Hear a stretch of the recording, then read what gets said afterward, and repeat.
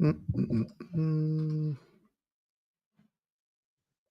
2. Welcome back to the Max Effort Kitchen podcast. We got a great segment for you. It's called The Athlete and the Chef. So sit back, relax, and let's go.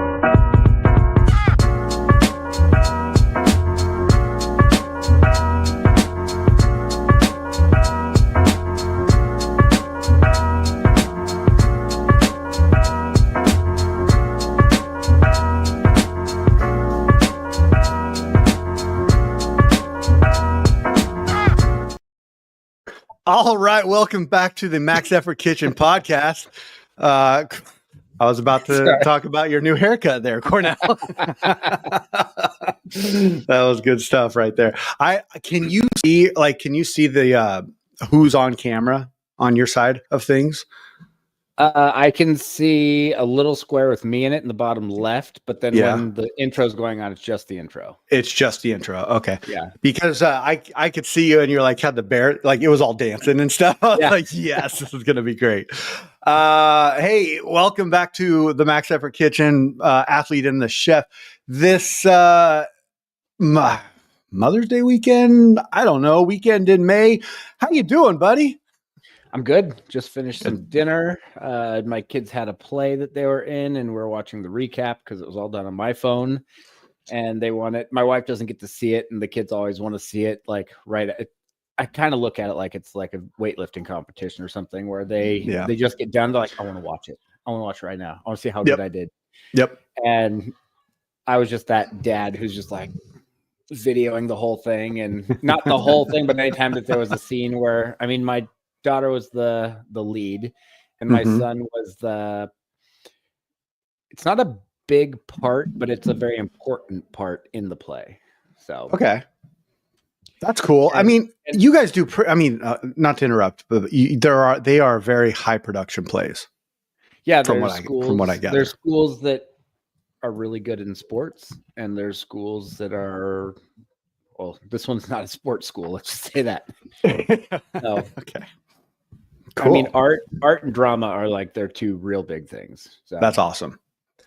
I love that. You know, I mean, and I've always, I may have said this on here before, but I preach it to my kids and they know, but it's like, I don't care what you do. Like if it's sports, if it's, science, if it's theater arts, it don't care. As long as you do something besides go to school. And that's to me like that just kind of sets a foundation. Yeah. And like whatever you're going to do, try to be the best at it. Try to do it the best you can. Exactly. And, I'm in this mindset where I'm like, if you don't really want to do something, don't do it. But like, I want you to go practice things and try things out because you don't know if you're going to like something. But once you find something that you like go all in. Yeah. Go all in. And limit those expectations. This is a good time to share this, but I had a conversation with Jack. So I'm coaching his football, and we did really, he's doing really well. His ability has definitely increased in the sport, which is cool. We're doing really well in the league, whatever. Saturday morning, we're kicking it, we're hanging out, having breakfast, and he's like, Dad, so what, would you be mad if I got drafted to this team in the NFL? And I'm like, bro. And mind you, he's 10 years old and, he sees all the stuff. And so I got a piece of paper and I broke it down and I was like, listen, it was something like 77,000 high schools in the country. And out of those high schools, there's an average of about 40 to 50 players per football team. And so I started doing the math and I broke it down to like, okay, to get into college, that's going to be a little bit easier. Like you have a bigger opportunity to get in college. But once you get into college, there are 10 million college football players. There's only 259 that get drafted a year. I go, bro, like limit the expectation, worry about now. And I think that goes along with anything we do in life, sports, theater, anything, right? Like, let's live in the present and stop like trying to like, throw our ball in the hoop that's like 10, 15 years away. But it really broke it down. And he got to this point where he was like crying. Yeah. he kind of started crying, and he was like, I'm like, what are you crying, dude? I go, was I too intense about that? Because I was being pretty intense. Yeah. And he's like, no, I didn't know so much. And I'm like, hey, just calm down. It'll be okay. You're doing great where you're at. I thought I was just going to age into the NFL. Yeah. They're gonna be begging me. Yeah. I told him, I said, listen, if you want to go to the NFL, then, I'll give you every tool possible. If you want, and if you do, trust me, I benefit from that too. So I go, but don't even worry about it, dude. You haven't even made it to freaking middle school yet. Like, let's get past grade school. And we came to an agreement of like, all right, Dad, that makes sense. You guys, but I still want to play for the Eagles. And I'm like, okay, shit. All right, cool. No, I think that there's some of that heartbreakingness that needs to go into weightlifting as well. Yeah. I've seen, I can't count on my two hands how many people have said to me, like, I want to go to the Olympics. I'm like, yeah, you can buy a ticket. You're going to get, it's going to be an expensive trip. Yeah, totally. Some of the stuff that I've had to be like the bearer of bad news to people is I'm like, the best way that I was told, and I have repeated this, I didn't make it up, but you don't say I want to go to the Olympics. If you're that good in weightlifting, you're going to be told you're going to the Olympics. Like, yeah, people are going to make it happen. So it's not just someone's out there saying like, oh, I really want to go. And I started weightlifting at 29 years old and I got some time. So the people who go, there's nothing they can do but go for the most part. Yeah. And the people who go, and I could be a little off here. But I'm going to make an assumption that if you're going to the Olympics, you're probably starting weightlifting around the age 14. You're probably starting in the teenage years, because like what Olivia Reeves is 21 right now. She's been like 18 to 20 for like 5 years. So, but if you look at Hampton and Olivia, I believe are the new standard of like, Americans are starting to do better in the Olympics. Yes, they are on the world stage. Yeah. And if you look at those two, those are realistically the best two lifters we've had in who knows how long. And both of them started very young. So there you go. There you go. Try to break it to you 29-year-olds that think like you can make it before you're 35. Hey, but there's a silver lining on this, is that there's still a sport of weightlifting out there. You don't have to go to the Olympics to be successful. There's lots of examples out there of that. And just do the sport and have a good time and take home some medals and make some friends. And I wish I could sit there and say that the sport was, we do this sport to lead into the Olympics, but we don't. It's the same way with any sport out there. Everybody gets an opportunity to play high school sports. Not everybody gets an opportunity to play college. And weightlifting is no different in that sense of everybody gets the opportunity to compete. Not everybody gets the opportunity to compete at a higher level or be in that top echelon. And I think that's okay, because the sport provides a platform for us to have to compete. And I think that in the Olympics is the highest level that you can win, or the highest competition you can go to in weightlifting. For your typical weightlifter, though, it doesn't have to be the Olympics. Your Olympics can be something else. Your Olympics can be qualifying for AO finals. It can be qualifying for nationals, like as a senior. Like, that's not easy to do. But it's a whole lot more probable.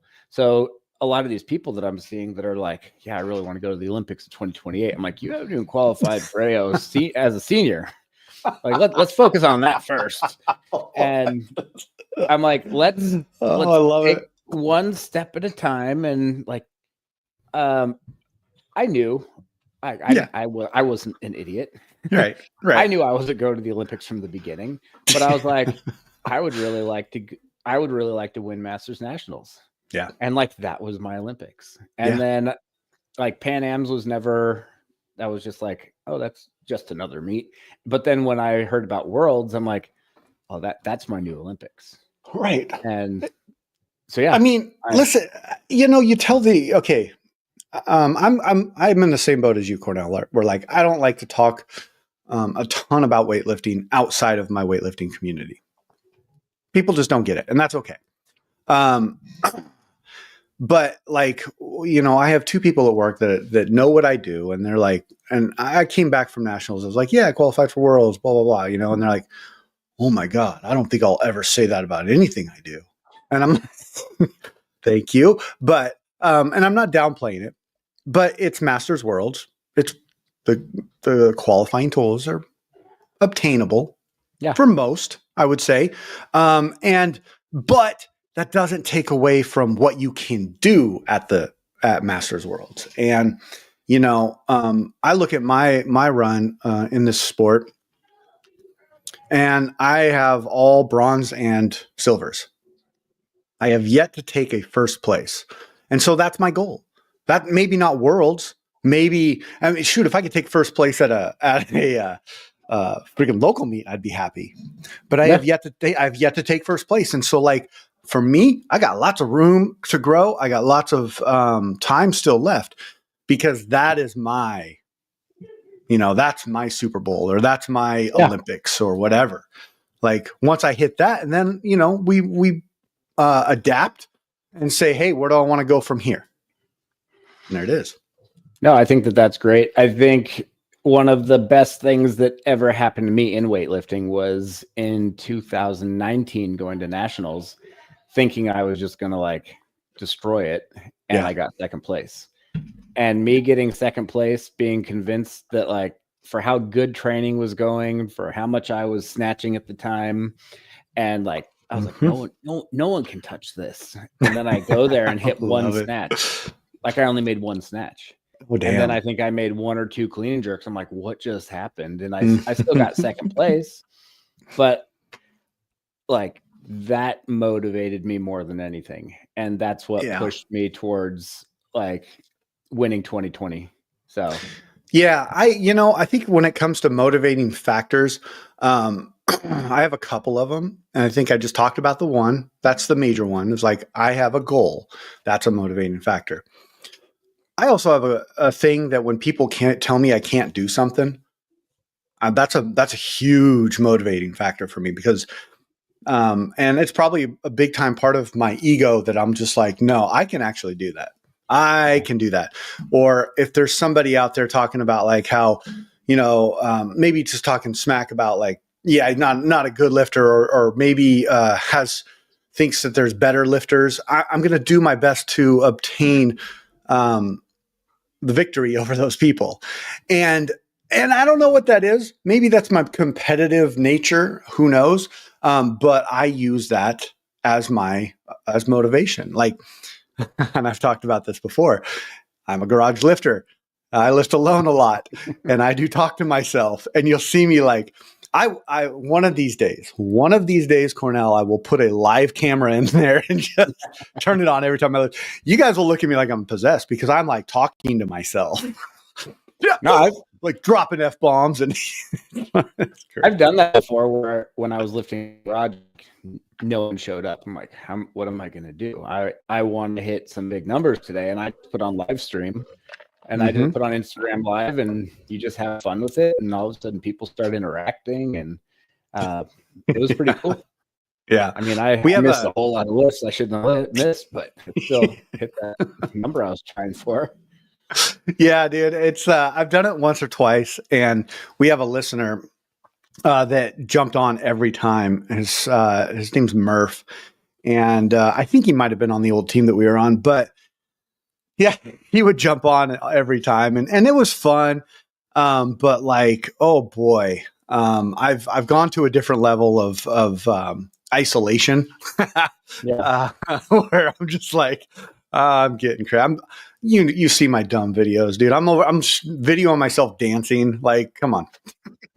Come on. I thought you wanted to be a nurse in TikTok or something. No, that was my best impression of Buffalo Bill. Okay. You know who Buffalo Bill is? From Silence of the Lambs? Yeah. I was like, I'm not gonna do it right now. But, yeah, it looks creepy. But also, at the same point, like, and I said this on a Masters weightlifting forum, like, I'm just having fun with the sport, man. Like, that's what it's about. And at this age, I'm so thankful to be able to compete that, like, yeah, I have my goals and I have these motivations and I get wrapped up into, the dramas of the sport. And there is definitely that. But man, I'm so thankful to be able to get out there and compete and be sore and maybe have like a patella thing going on, or maybe I got like I have a massive knot back here. And it's just something that I really enjoy that I'm able to do. And I'm not even trying to say I'm that old, but like at 45, there is a bit of 45-year-olds out there that don't do anything. And I'm thankful that I can. Yeah. And I mean, if you look at Howard Cohen, he just passed away like a year ago or so, a little more than a year ago. He was like 90. So that means you're only halfway to where he was. Exactly. And he competed like his last year alive.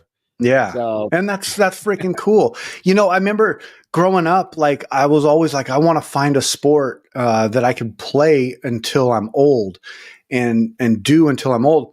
And I always thought that was going to be golf, to be honest with you. Cause like, you always see old guys golfing, they're always out there, the gray hairs, and never turned out to be a very good golfer. Let's just say that.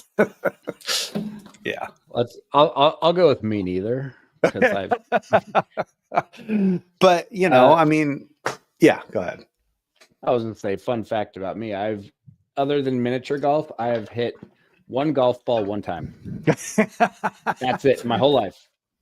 Well, I'll tell you, it is. I do really think that golf and weightlifting there are some alignments there, sure. And that's with the technique of everything and how poorly your swing can be if you're just like a little bit off.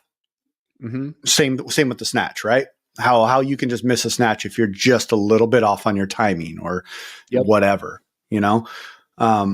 There was a moment in the last competition where I missed a lift, came over, you showed it to me on the phone, and all it was my foot was rocking. Mm-hmm. And you're like, you're lifting up your toes. That's it. And I fixed it and it worked, like. Yeah, and it was fine.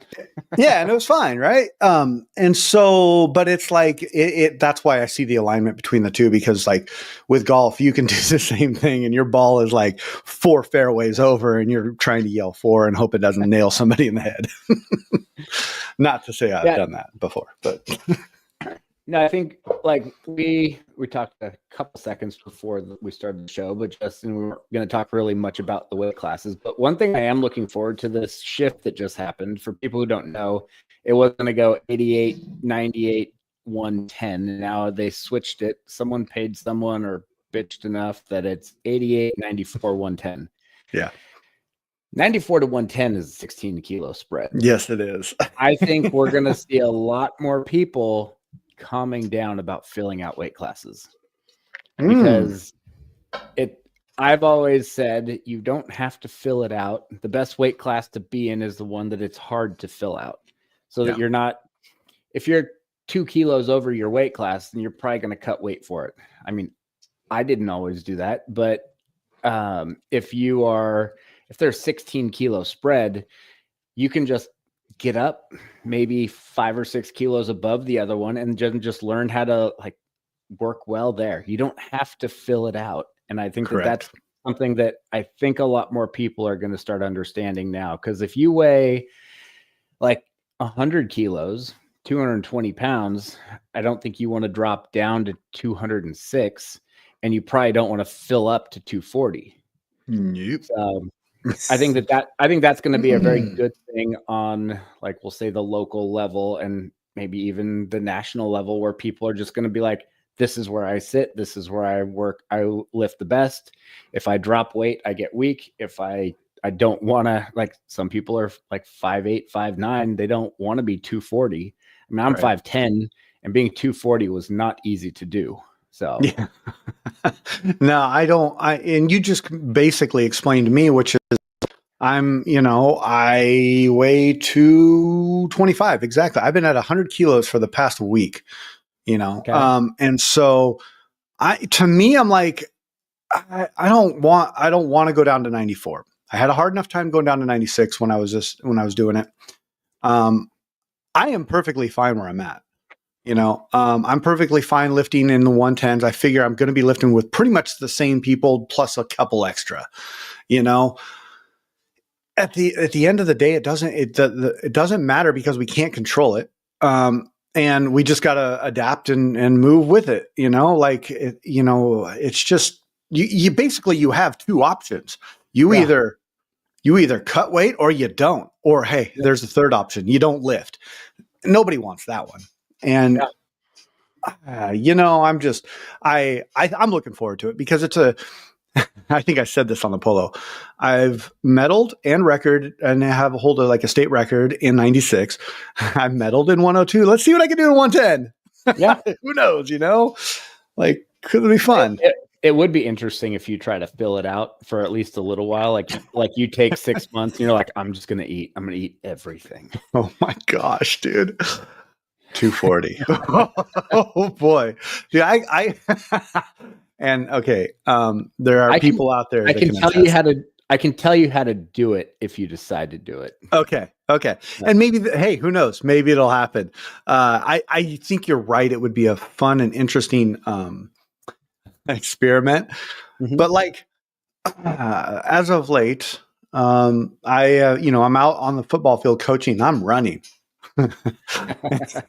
And Damon came to one of the games, and him and Alana were like, "Oh my gosh, Matt hasn't ran in a long time, has he?" I was like thinking I look at all like normal, but yeah, apparently not. But 240, woo boy. The one nice part is if you wanted to go, like, to just go for it and see what happens. Yeah, you're not going to be able to stay there. Yeah, no. When I got up to like 110, 111, mm-hmm. that took everything I could do just to keep eating to stay there. And then once I was like, okay, I competed, I had to actually make weight. I had to be careful what I was eating. And then I made weight, I competed, and then I just didn't lift for like a week. And I almost didn't eat for like a week. And I was like 105 in like a week. Oh, geez, so, really? It falls off because so much of that weight is just you're stretching your stomach out. Your body is just holding that food. It's not like you can't put on 15 pounds or 10 pounds in like a week, but you can easily get rid of 5+ pounds of food that's in your system in a week. Mm-hmm. Yeah, that's a really good point. And I didn't realize it would come off that quick, but like you and I are pretty close to the same height. So, I mean, you were able to do it. I mean, why not? Yeah. I mean, at the camp we went to up in Washington, that was the meet where I was the biggest I'd ever been. And I really had this goal of hitting 250 pounds. Like I'd never weighed 250. I was like, it's like 114 and change or something. Wow. And I got to I was ready to throw up, and I got on the scale and I was like 249. I'm like, I literally can't fit anything else in me. And then I went to the bathroom and dropped like a kilo. Yeah, I bet you did. So I never officially hit 250, but then like a week later, I was back to like 107. Nice. And so naturally your body just doesn't want to sit there. And that totally makes sense. It's interesting that we, as people that compete in this sport and as weightlifters, it's so like normal to fluctuate weight like this. But you talk to the average person, man, and they're like looking at you like, what are you doing to your body? You're going to die early. No, I promise not. It's all about manipulation. Yeah, I think it's also very different if you are choosing to pack on the weight Yeah. And you're choosing to bulk. I mean, one of the most fun parts is when you're like, I want to put on 10 pounds. Like you feel like you fill out in the right way, but then as soon as you get to that weight, it all shifts. So interesting. but when you're putting it on, like you feel like you're just jacked and huge, which you are. But then as soon as it stops going from like the shoulders and back and all that kind of stuff just into the stomach, like after a month. That makes sense. And then other people, when they put on 10 pounds in a year or whatever, it's not necessarily on purpose. It could just be they increased their beer. They started watching more sports and was eating just crappy food. Like, right. I knew a guy that I used to watch UFC stuff with, and whenever like football season was on, he would gain like 15 pounds. He's like, it's all the wings and beer. And then it goes away as soon as football season's over. Yeah, dude, alcohol does it, man. Alcohol will put on weight very quickly.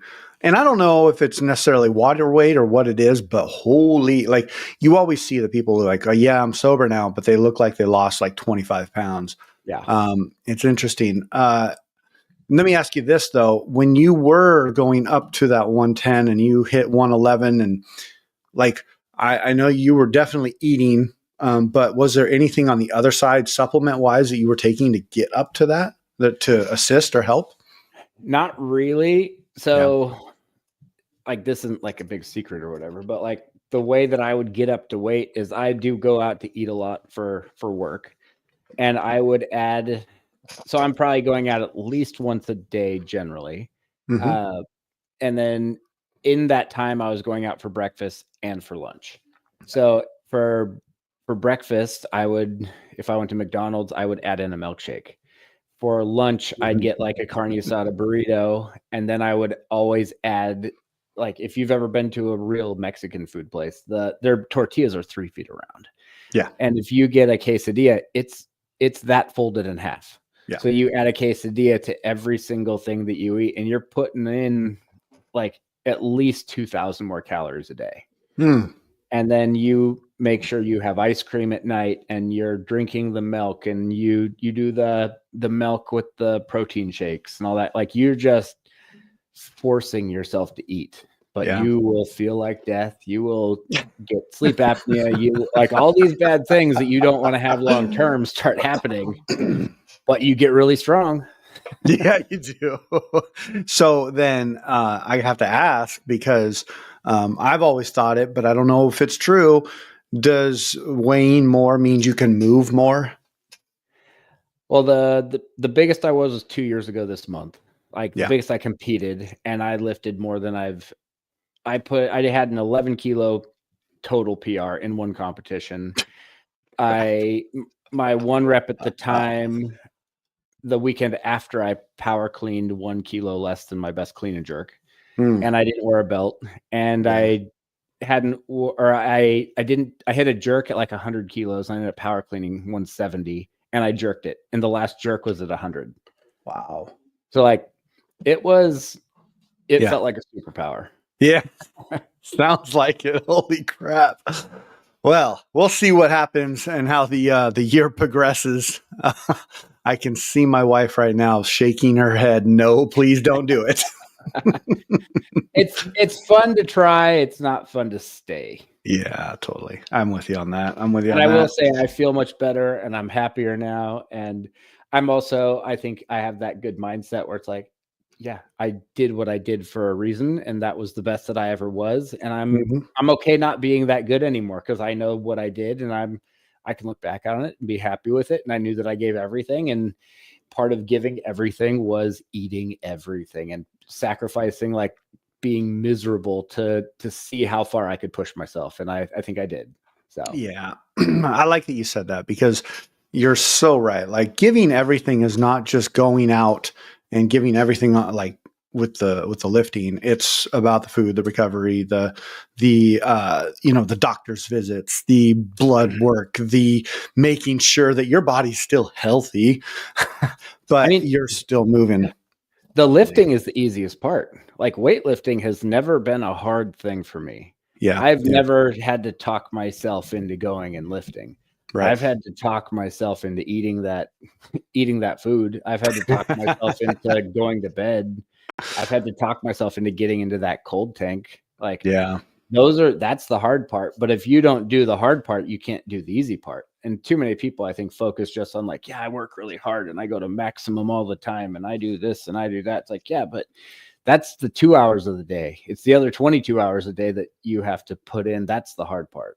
Oh, I hear you, dude, because like, I can only speak from personal experience, and my personal experience is that like when I'm at work and it's like 1:00 and I'm like, shit, I've been sitting at my desk for like 2 hours. I got to get up and get out and start moving, start doing something, or else my lifting is not going to be where it needs to be tonight when I get home. And I know this because I get, and this is an over exaggeration, but that sedentary lifestyle, right? My hips start hurting a lot. My knees start hurting and I start like aching a little bit. My shoulders my back's kind of bowing. And I'm like, and like I said, over exaggeration. But I know that if I do that, if I don't get up and say, okay, I'm going to spend the last half of my day going out to stores and walking around and maybe moving some stuff and helping people out like in a physical way, I'm going to be trashed tonight. And that's just a little tiny little piece of the nugget of like being aware outside of everything that's going on the platform. Like you're right. The easy part is getting into the gym and doing the work because we all love to do that. But the hard part is everything else. And man, like take a look at everything else that you're doing. If your lifting is struggling, like take a look at it. It's easy. And I am a huge proponent, or not proponent, but I'm not a victim. I just do this a lot. I will start to try to overanalyze and then point out where it is. What is it? What is it? What is it? And then I try to change it. I'm not always right. But having the awareness, and this is something that I've been using a lot in my life, is like when you see there's something in life that is challenging you or is making you do a certain thing, create an awareness. And then next time it happens, you're like, oh, hey, that's there again. I'm starting to recognize that. And like, I think it's like 11 or 12 times down the road of doing this thing and having that awareness and finally saying, oh, I can know how to beat this. This is what I need to do. It's like, I'm really a big proponent of just being aware of what's going on.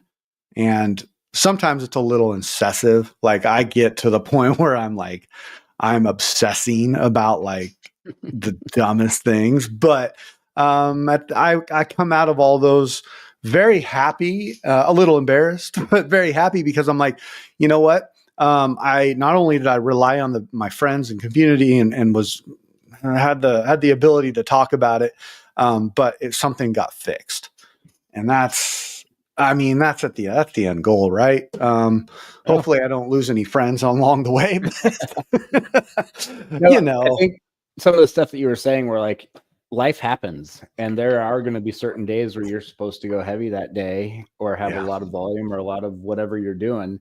And it's like, work mess stuff up. Family always messing up. Like whatever messed up. You go into the gym and you're like, oh, it's not going to happen today. Look at what the next program, like look at what the rest of your program is and do a different day if you're feeling like crap. Do the recovery light day, and then maybe you have a rest day the next day. Take the rest day that day just to do mobilization and those kinds of things. And then come in the next day that might be your rest day and then have a fresh start and go for it then. Yeah, be creative with it. Last week, had a rough Monday. I talked to you about it. I think I talked to Alana about it. And I was like, you know what? Tuesday I came out, I went off program. And I just did it. And everything moved great. And everything was fine. It was just an off day. And then when Joe's like, hey, can you put in your data for and into the app so I can do your programming? I was like, yeah. There's no data on Tuesday because I went off program. And he just gave me the thumbs up. Like he was just like, cool, man. This is what we're going to do for this week. And so that was cool. I know that you can't always tell your coach that.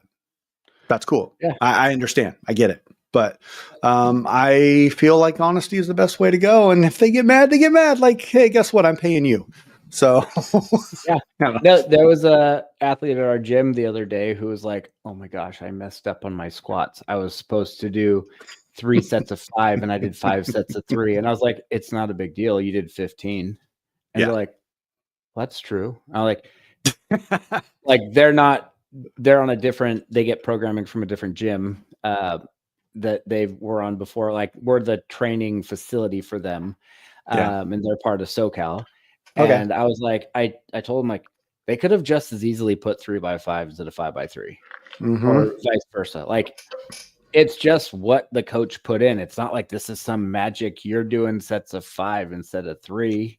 And now you're going to look back at it on 6 months and be like, oh, you know that day I mixed up the squats. That's why I missed this lift. I'm like, it's whatever. Yeah. Yeah. I'm not going to say I haven't done that, but you know, I've also learned from that and it doesn't matter. Yeah. I like your mentality on it. And I've tried, I'm doing my best to adopt this, which is, take a look of like, and I'm just going to use this as an example. Take a look at all the squats you have. And then throughout your week, just get that amount of squats in. It doesn't have to be on the day, just like you were just saying. But like, it's a great mentality because you're still getting the same amount of work done. And maybe this is a question for you. And here's my devil's advocate of that, which is, are programs that specific to where, you know, you're not getting the same amount of, I don't know, adaptation or whatever, if you're not doing the squat on that day. Does that make sense? Sure. I don't think it's that big of a deal. Okay. I think I have a much healthier mindset and I have a good outlook on programming where let's say you're supposed to hit 160 kilo for a set of 5. Yeah. In the back squat. You weren't feeling good. You ended up doing 155 and you hit all 5. And if you would have gone 160, you made 3. I think you're going to get more improvement going 155 for 5 than 160 for 3. That makes sense. Also, what I told the girl who messed up on her squats is the other thing I said is you could have just not done them. Like technically, yes, you did them wrong, but it's better to do them wrong than to not have done them at all. Yeah. So like you're improving it. Who freaking cares? Yeah, I know. Like for coaches who are so adamant about you need to do the program exactly how I wrote it, then you should be making sure that they are getting the appropriate amount of sleep, that you know exactly not how many calories they're eating, but what kind of calories they're eating. Like there's too many variables for this stuff really to matter that much. And that's kind of what I'm asking, because I don't think it is. And I'll get my head locked up into a time where it's like, oh man, well, I had clean and jerks and then front squats. Maybe there's some sort of like thing that's supposed to be going on there. But then I come back to reality and I'm like, nah, it's not that specific. I mean, if I'm programming and if I have a clean and jerks and then I have front squats, like that makes sense because in theory, let's say you clean and jerk 130. Right. I do not expect you to have anything less than 130 on the bar for your first set of warm-ups. 100%. Like if you're going to be front squatting 140, 150, and you just hit 130, like you should probably just load 140 or 150 and just go for it. The first one's going to feel heavy and then you're going to be warm. And then it's a 0 kilo jump. Yeah.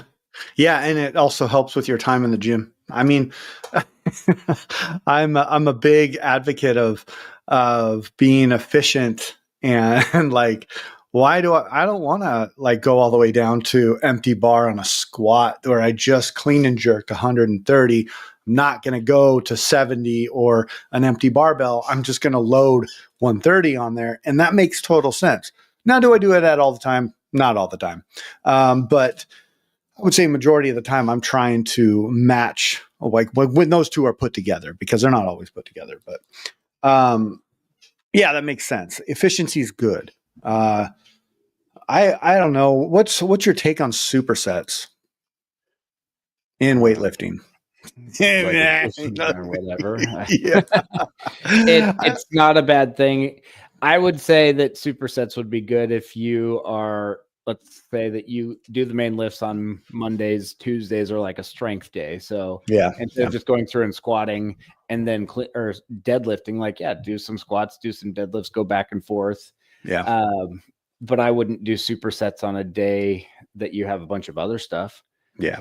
I mean, we've talked a little bit about how I modify 100% of my programming. Like probably in the last 3 years, I have never done the program as written. Yeah. I look at it, I'm like, cool, I'm doing clean front squat jerks today. Okay. Yeah. And the top percentage is supposed to be around 80%. So, okay, if I can make it to 80, great. If I don't, okay. If it feels really good, I might go up and wait. But I look at the program for me, and I've been doing this long enough that don't do this if you've been doing this 6 months or whatever. I'm going to give myself as much effort as I can for the day. All right. We'll say like, I'm going to do an RPE 8 of everything all the time. Yeah. And some days that means that I'm at 50% in the snatch. And some days that means I'm at 90% in the snatch. But I look at the program just as like, here's the guideline of what we're going to do, but the weights I want it to be challenging, but it doesn't need to be, I want it to still be challenging. Yeah. That's enough. So. Yeah, that makes sense. I think, obviously the superset is probably overthinking it, but yeah, it's got to be challenging, and it's got to be fun, and it's got to incorporate all of these things. Overall, just get out there and lift, because you're going to be better if you make it in there versus you don't, like you just said, like, and I think about that a lot. Even if I have like 5-6 misses in one lift or in one session, I'm like, you know what? Shitty session. But at the same point, at least I'm out here. Yeah. I mean, I think it was Monday for me. My back was just so tight and locked up. And I popped a rib out on Friday or Saturday morning. Yeah. Friday I went heavy, and then I was going to do some clean pulls. And then all of a sudden I'm like, oh, I'm at 220. If I put on 7 more kilos, it's 500 pounds. Let's pull 500 without practicing this. And then the next day my back was like, remember that, you idiot. So, yep. Monday, I was only supposed to snatch like 100 kilos for like 5 doubles or something. And I missed the first one. And then I made the next one. And then I missed like the 4th one. Yeah. And I looked over at 2 of my friends and I was like, you want to know what's a sucky thing? This is not a miss based on anything other than my mobility right now and how tight I am. Yeah. I was like, watch this. And I power snatched it about 2 inches below a muscle snatch. Dang. But I could not snatch it and hit rock bottom without dropping it in front of me. So the next day I went and I got a whole bunch of back work done, and now my back's totally fine. Yeah. And like, funny how that works, right? Yeah. But it was like, I've done this long enough that I'm like, I know what the problem is, and I'm not going to get all pissed off and mad about it. Yeah. And when I can just throw the weight around like it's nothing, then I'm like, it's a mobility thing right now. I overdid it. And when I pulled that 500 pounds, I'm like, I'm going to regret this. Yeah. So yeah, that makes sense. And having age in the sport is a very key thing to that. And, some people get it, some people don't. And I think that, I hope that people are listening to this and not making notes, but just mental notes of just like, he makes a good point. Don't go out there and, listen to your brain that thinks you can do it, because your body's like, what the hell are you doing to me right now? Yeah. So, but honestly, I've tried to pull 500 a couple times in the last 6 months, and it didn't budge, and it moved real easy. Oh, really? So that was also a confidence booster, knowing that I'm competing like in less than a week. Yeah. So Yeah. I was like, all right, that strength's coming back, and we're good. Am I frozen? Because you're a little frozen. Oh, there we go. In Baton Rouge. That's going to be a great time. You were frozen. You were for a second. Oh, there you are. You were frozen for like 20 seconds. I'm like, Oh, really? Yeah, it's been a little glitchy on this one, but that's okay. Anyways, going to Pan Am's. I hope you do awesome. That's next weekend. Yeah, I leave Friday. Right? I arrive at 8:30 p.m. I weigh in 11 and a half hours later, and I am on a flight 15 hours later. I love it. The turn and burn. That's hey, that's what it's all about. So I think I'll be there for 42 hours. Nice. I like it. Usually you're there for the entire competition. So, or at least until the end of it, in most of them, right? Yeah. Yeah. So cool, man. Well, I hope you travel safe. I will obviously talk to you, but I hope you travel safe and do awesome down there. I know you will. And I'm looking forward to seeing you compete a little skinnier, because boy, you are trimming out, buddy. It's happening. Yeah. So anyways, go ahead. I was going to say, and it's going to happen a little more than I was planning on it, but whatever. Hey, that's a great attitude towards it too. So, all right, everybody. Well, thank you for listening. We're at 46 minutes. Cornell, thank you for being here. Great show, especially since we didn't have anything, or I didn't have anything planned or whatever, So anyways, hey, thank you very much. Travel safe. Everybody, thanks for listening. Adios.